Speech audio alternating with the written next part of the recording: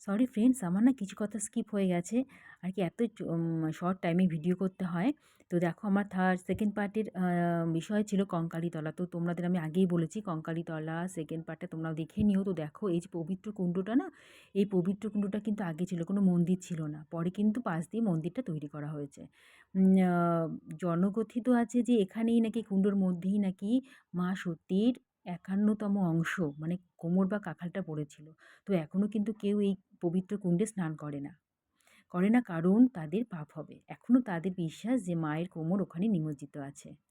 তো দেখো, এই যে কুণ্ডর জল কিন্তু এত প্রবল তাপেও, সূর্যের তাপেও সব শুকিয়ে গেল, কুণ্ডের জল কিন্তু কখনো শোকায় না। কারণ জানা গেছে যে কোপাই নদীর সাথে এর একটা সংযোগ ব্যাপার আছে, মানে সংযুক্ত আছে আর কি, সংযোগকারী একটা চ্যানেল কিছু আছে, যে নদীর সাথে যুক্ত আছে বলেই জল জল কখনো শুকায় না। আর আগেই বলেছি, মায়ের কোনো এখানে বিগ্রহ বা মূর্তি পুজো করা হয় না, এখানে মার ফটোতে পুজো করা হয়। অনেক ধন্যবাদ।